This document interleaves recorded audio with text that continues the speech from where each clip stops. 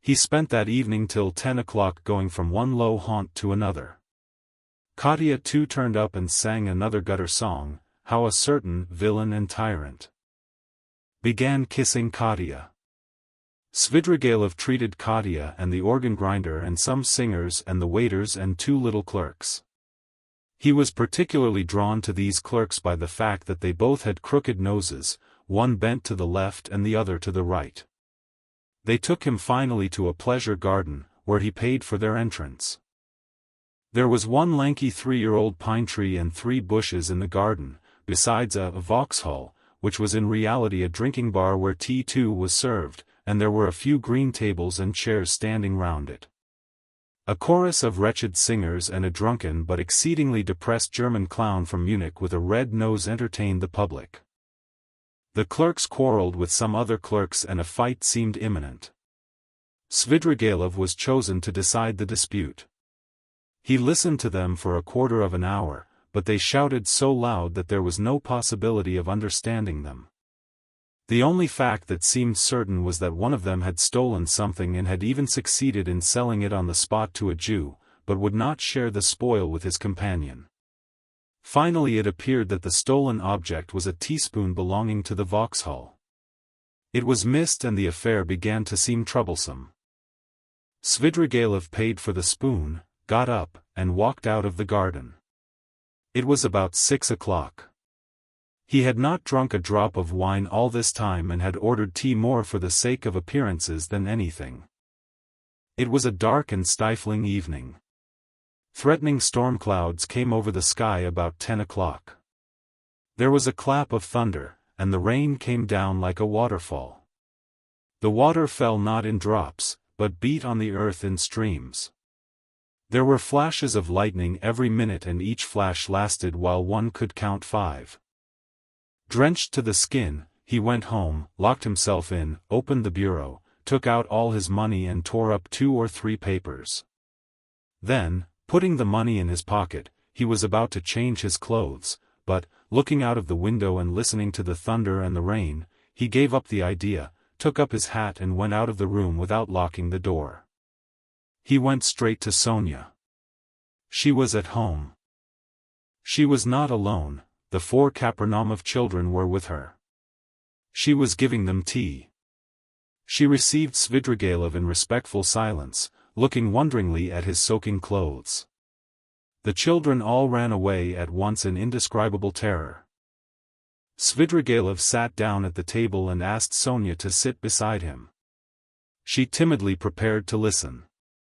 "I may be going to America, Sofia Semyonovna," said Svidrigailov, "and as I am probably seeing you for the last time, I have come to make some arrangements." "Well, did you see the lady today?" "I know what she said to you, you need not tell me." Sonia made a movement and blushed. "Those people have their own way of doing things. As to your sisters and your brother, they are really provided for and the money assigned to them I've put into safe keeping and have received acknowledgments. You had better take charge of the receipts, in case anything happens. Here, take them. Well now, that's settled. Here are 3 5% bonds to the value of 3,000 rubles.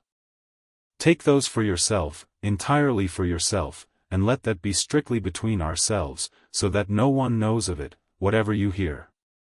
You will need the money, for to go on living in the old way, Sofia Semyonovna, is bad, and besides there is no need for it now. I am so much indebted to you, and so are the children and my stepmother," said Sonia hurriedly, "and if I've said so little, please don't consider. That's enough. That's enough. But as for the money, Arkady Ivanovitch, I am very grateful to you, but I don't need it now. I can always earn my own living. Don't think me ungrateful. If you are so charitable, that money. It's for you, Sofia Semyonovna, and please don't waste words over it. I haven't time for it. You will want it. Rodion Romanovitch has 2 alternatives, a bullet in the brain or Siberia." Sonia looked wildly at him, and started. "Don't be uneasy, I know all about it from himself and I am not a gossip, I won't tell anyone. It was good advice when you told him to give himself up and confess. It would be much better for him. Well, if it turns out to be Siberia, he will go and you will follow him. That's so, isn't it? And if so, you'll need money. You'll need it for him, do you understand? Giving it to you is the same as my giving it to him. Besides, you promised Amalia Ivanovna to pay what's owing. I heard you. How can you undertake such obligations so heedlessly, Sofia Semyonovna? It was Katerina Ivanovna's debt and not yours, so you ought not to have taken any notice of the German woman. You can't get through the world like that. If you are ever questioned about me tomorrow or the day after, you will be asked, don't say anything about my coming to see you now and don't show the money to anyone or say a word about it. Well, now goodbye. He got up. My greetings to Rodion Romanovich. By the way, you'd better put the money for the present in Mr. Razumihin's keeping. You know Mr. Razumihin? Of course you do. He's not a bad fellow. Take it to him tomorrow or, when the time comes. Until then, hide it carefully. Sonia too jumped up from her chair and looked in dismay at Svidrigailov. She longed to speak, to ask a question, but for the first moments she did not dare and did not know how to begin. How can you be going now, in such rain? Why, be starting for America, and be stopped by rain. Ha, ha. Goodbye, Sofia Semyonovna, my dear. Live and live long, you will be of use to others. By the way, tell Mr. Razumihin I send my greetings to him. Tell him Arkady Ivanovich Svidrigailov sends his greetings. Be sure to. He went out, leaving Sonia in a state of wondering anxiety and vague apprehension. It appeared afterwards that on the same evening, at 11:20, he made another very eccentric and unexpected visit. The rain still persisted. Drenched to the skin, he walked into the little flat where the parents of his betrothed lived, in 3rd Street in Vasilyevsky Island. He knocked some time before he was admitted, and his visit at first caused great perturbation, but Svidrigailov could be very fascinating when he liked, so that the first, and indeed very intelligent surmise of the sensible parents that Svidrigailov had probably had so much to drink that he did not know what he was doing vanished immediately. The decrepit father was wheeled in to see Svidrigailov by the tender and sensible mother, who as usual began the conversation with various irrelevant questions. She never asked a direct question, but began by smiling and rubbing her hands, and then, if she were obliged to ascertain something, for instance, when Svidrigailov would like to have the wedding, she would begin by interested and almost eager questions about Paris and the court life there, and only by degrees brought the conversation round to 3rd Street. On other occasions this had of course been very impressive, but this time Arkady Ivanovich seemed particularly impatient, and insisted on seeing his betrothed at once, though he had been informed, to begin with, that she had already gone to bed. The girl of course appeared. Svidrigailov informed her at once that he was obliged by very important affairs to leave Petersburg for a time, and therefore brought her 15,000 rubles and begged her accept them as a present from him, as he had long been intending to make her this trifling present before their wedding. The logical connection of the present with his immediate departure and the absolute necessity of visiting them for that purpose in pouring rain at midnight was not made clear. But it all went off very well, even the inevitable ejaculations of wonder and regret, the inevitable questions were extraordinarily few and restrained. On the other hand, the gratitude expressed was most glowing and was reinforced by tears from the most sensible of mothers. He would start off on a journey and give away money just as the fancy took him, so that there was nothing surprising about it. Of course it was strange that he was wet through, but Englishmen, for instance, are even more eccentric, and all these people of high society didn't think of what was said of them and didn't stand on ceremony. Possibly, indeed, he came like that on purpose to show that he was not afraid of anyone. Above all, not a word should be said about it, for God knows what might come of it, and the money must be locked up, and it was most fortunate that Fedosia, the cook, had not left the kitchen.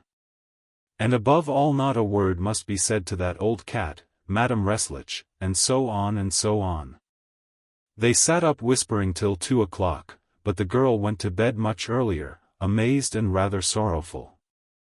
Svidrigailov meanwhile, exactly at midnight, crossed the bridge on the way back to the mainland. The rain had ceased and there was a roaring wind. He began shivering, and for one moment he gazed at the black waters of the little Neva with a look of special interest, even inquiry. But he soon felt it very cold. Standing by the water, he turned and went towards Y Prospect. He walked along that endless street for a long time, almost half an hour, more than once stumbling in the dark on the wooden pavement, but continually looking for something on the right side of the street. He had noticed passing through this street lately that there was a hotel somewhere towards the end, built of wood, but fairly large, and its name he remembered was something like Adrianople. He was not mistaken. The hotel was so conspicuous in that God-forsaken place that he could not fail to see it even in the dark. It was a long, blackened wooden building, and in spite of the late hour there were lights in the windows and signs of life within. He went in and asked a ragged fellow who met him in the corridor for a room. The latter, scanning Svidrigailov, pulled himself together and led him at once to a close and tiny room in the distance, at the end of the corridor, under the stairs. There was no other, all were occupied. The ragged fellow looked inquiringly. "Is there tea?" asked Svidrigailov. "Yes, sir." "What else is there?" "Veal, vodka, savories." "Bring me tea and veal." "And you want nothing else?" he asked with apparent surprise. "Nothing, nothing." The ragged man went away, completely disillusioned. It must be a nice place, thought Svidrigailov. How was it I didn't know it? I expect I look as if I came from a café chantant and have had some adventure on the way. It would be interesting to know who stayed here. He lighted the candle and looked at the room more carefully. It was a room so low-pitched that Svidrigailov could only just stand up in it. It had one window, the bed, which was very dirty, and the plain-stained chair and table almost filled it up. The walls looked as though they were made of planks, covered with shabby paper, so torn and dusty that the pattern was indistinguishable, though the general color yellow could still be made out. One of the walls was cut short by the sloping ceiling, though the room was not an attic but just under the stairs. Svidrigailov set down the candle, sat down on the bed and sank into thought. But a strange persistent murmur which sometimes rose to a shout in the next room attracted his attention. The murmur had not ceased from the moment he entered the room. He listened. Someone was upbraiding and almost tearfully scolding, but he heard only one voice. Svidrigailov got up, shaded the light with his hand and at once he saw light through a crack in the wall. He went up and peeped through. The room, which was somewhat larger than his, had 2 occupants. One of them, a very curly-headed man with a red inflamed face, was standing in the pose of an orator, without his coat, with his legs wide apart to preserve his balance, and smiting himself on the breast. He reproached the other with being a beggar, with having no standing whatever. He declared that he had taken the other out of the gutter and he could turn him out when he liked, and that only the finger of Providence sees it all. The object of his reproaches was sitting in a chair, and had the air of a man who wants dreadfully to sneeze, but can't. He sometimes turned sheepish and befogged eyes on the speaker, but obviously had not the slightest idea what he was talking about and scarcely heard it. A candle was burning down on the table, there were wine-glasses, a nearly empty bottle of vodka, bread and cucumber, and glasses with the dregs of stale tea. After gazing attentively at this, Svidrigailov turned away indifferently and sat down on the bed. The ragged attendant, returning with the tea, could not resist asking him again whether he didn't want anything more, and again receiving a negative reply, finally withdrew. Svidrigailov made haste to drink a glass of tea to warm himself, but could not eat anything. He began to feel feverish. He took off his coat and, wrapping himself in the blanket, lay down on the bed. He was annoyed. It would have been better to be well for the occasion, he thought with a smile. The room was close, the candle burnt dimly, the wind was roaring outside, he heard a mouse scratching in the corner and the room smelt of mice and of leather. He lay in a sort of reverie, one thought followed another. He felt a longing to fix his imagination on something. It must be a garden under the window, he thought. There's a sound of trees. How I dislike the sound of trees on a stormy night, in the dark. They give one a horrid feeling. He remembered how he had disliked it when he passed Petrovsky Park just now. This reminded him of the bridge over the Little Neva and he felt cold again as he had when standing there. I never have liked water, he thought, even in a landscape, and he suddenly smiled again at a strange idea. Surely now all these questions of taste and comfort ought not to matter, but I've become more particular, like an animal that picks out a special place, for such an occasion. I ought to have gone into the Petrovsky Park. I suppose it seemed dark, cold, haha. As though I were seeking pleasant sensations. By the way, why haven't I put out the candle? He blew it out. They've gone to bed next door, he thought, not seeing the light at the crack. Well, now, Marfa Petrovna, now is the time for you to turn up, it's dark, and the very time and place for you. But now you won't come. He suddenly recalled how, an hour before carrying out his design on Dunya, he had recommended Raskolnikov to trust her to Razumihin's keeping. I suppose I really did say it, as Raskolnikov guessed, to tease myself. But what a rogue that Raskolnikov is. He's gone through a good deal. He may be a successful rogue in time when he's got over his nonsense. But now he's too eager for life. These young men are contemptible on that point. But, hang the fellow. Let him please himself, it's nothing to do with me. He could not get to sleep.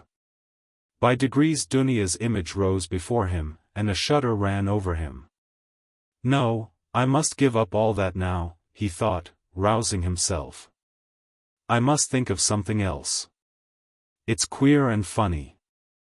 I never had a great hatred for anyone, I never particularly desired to avenge myself even, and that's a bad sign, a bad sign, a bad sign. I never liked quarreling either, and never lost my temper, that's a bad sign too. And the promises I made her just now, to damnation. But who knows, perhaps she would have made a new man of me somehow. He ground his teeth and sank into silence again. Again Dunya's image rose before him, just as she was when, after shooting the first time, she had lowered the revolver in terror and gazed blankly at him, so that he might have seized her twice over and she would not have lifted a hand to defend herself if he had not reminded her. He recalled how at that instant he felt almost sorry for her, how he had felt a pang at his heart. Aie. Damnation, these thoughts again. I must put it away. He was dozing off, the feverish shiver had ceased, when suddenly something seemed to run over his arm and leg under the bedclothes. He started. Ugh! Hang it! I believe it's a mouse, he thought, that's the veal I left on the table. He felt fearfully disinclined to pull off the blanket, get up, get cold, but all at once something unpleasant ran over his leg again. He pulled off the blanket and lighted the candle. Shaking with feverish chill he bent down to examine the bed, there was nothing. He shook the blanket and suddenly a mouse jumped out on the sheet. He tried to catch it, but the mouse ran to and fro in zigzags without leaving the bed, slipped between his fingers, ran over his hand and suddenly darted under the pillow. He threw down the pillow, but in one instant felt something leap on his chest and dart over his body and down his back under his shirt. He trembled nervously and woke up. The room was dark. He was lying on the bed and wrapped up in the blanket as before. The wind was howling under the window. How disgusting, he thought with annoyance. He got up and sat on the edge of the bedstead with his back to the window. It's better not to sleep at all, he decided. There was a cold damp draft from the window, however. Without getting up he drew the blanket over him and wrapped himself in it. He was not thinking of anything and did not want to think.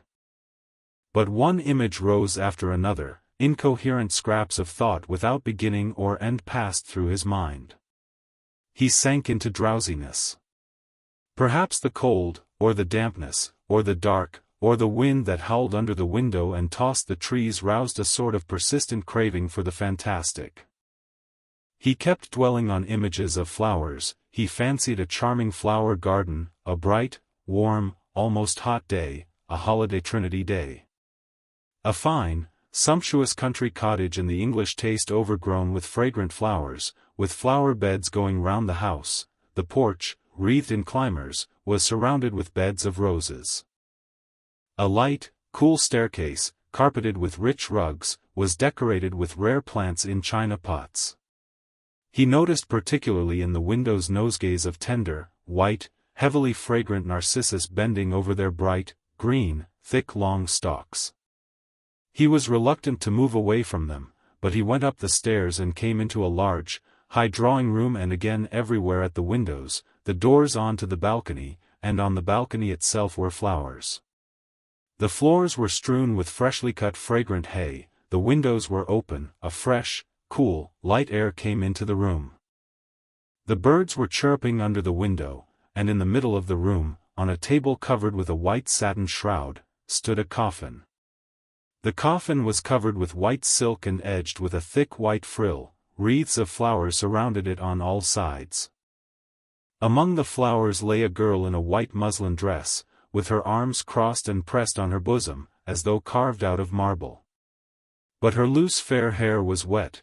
There was a wreath of roses on her head. The stern and already rigid profile of her face looked as though chiseled of marble too, and the smile on her pale lips was full of an immense unchildish misery and sorrowful appeal. Svidrigaïlov knew that girl. There was no holy image, no burning candle beside the coffin, no sound of prayers. The girl had drowned herself. She was only 14, but her heart was broken.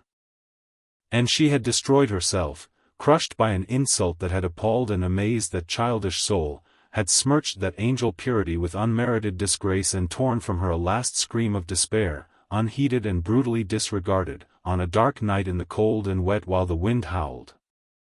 Svidrigaïlov came to himself, got up from the bed and went to the window. He felt for the latch and opened it. The wind lashed furiously into the little room and stung his face and his chest, only covered with his shirt, as though with frost. Under the window there must have been something like a garden, and apparently a pleasure garden. There, too, probably there were tea tables and singing in the daytime.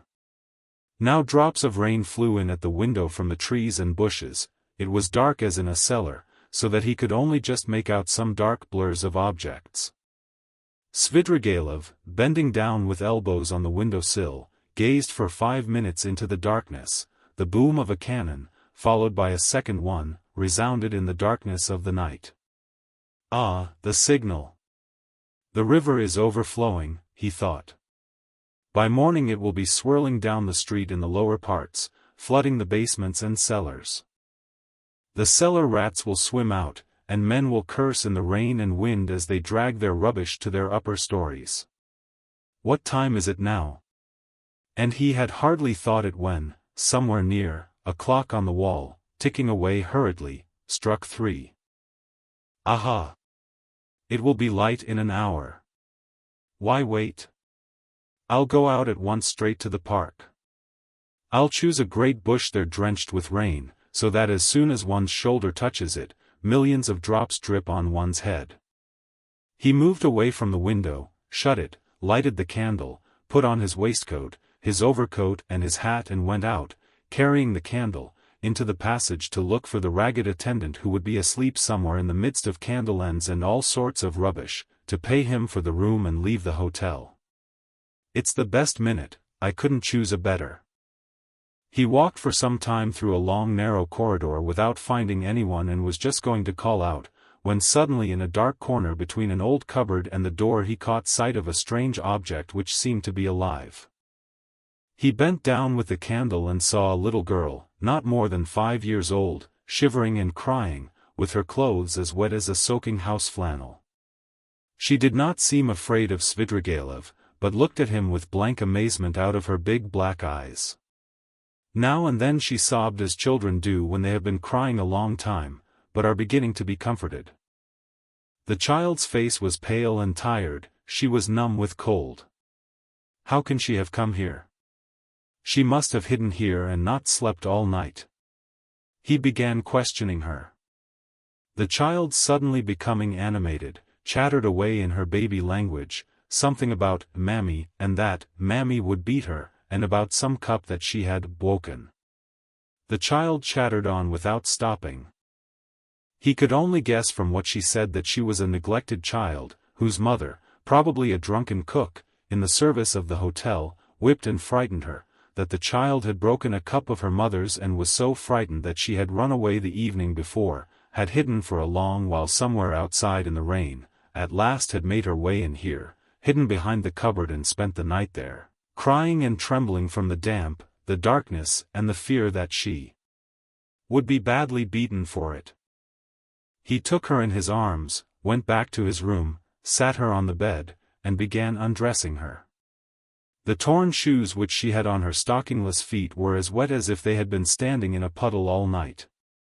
When he had undressed her, he put her on the bed, covered her up and wrapped her in the blanket from her head downwards. She fell asleep at once. Then he sank into dreary musing again. What folly to trouble myself, he decided suddenly with an oppressive feeling of annoyance. What idiocy! In vexation he took up the candle to go and look for the ragged attendant again and make haste to go away. Damn the child, he thought as he opened the door, but he turned again to see whether the child was asleep. He raised the blanket carefully. The child was sleeping soundly, she had got warm under the blanket, and her pale cheeks were flushed. But strange to say that flush seemed brighter and coarser than the rosy cheeks of childhood. It's a flush of fever, thought Svidrigaïlov. It was like the flush from drinking, as though she had been given a full glass to drink. Her crimson lips were hot and glowing, but what was this? He suddenly fancied that her long black eyelashes were quivering, as though the lids were opening and a sly crafty eye peeped out with an unchildlike wink, as though the little girl were not asleep, but pretending. Yes, it was so. Her lips parted in a smile. The corners of her mouth quivered, as though she were trying to control them. But now she quite gave up all effort, now it was a grin, a broad grin, there was something shameless, provocative in that quite unchildish face, it was depravity, it was the face of a harlot, the shameless face of a French harlot. Now both eyes opened wide, they turned a glowing, shameless glance upon him, they laughed, invited him. There was something infinitely hideous and shocking in that laugh, in those eyes, in such nastiness in the face of a child.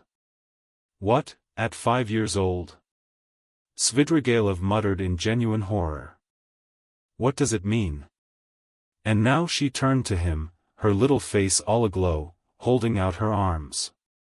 Accursed child! Svidrigaïlov cried, raising his hand to strike her, but at that moment he woke up. He was in the same bed, still wrapped in the blanket. The candle had not been lighted, and daylight was streaming in at the windows. I've had nightmare all night. He got up angrily, feeling utterly shattered, his bones ached. There was a thick mist outside and he could see nothing. It was nearly 5. He had overslept himself.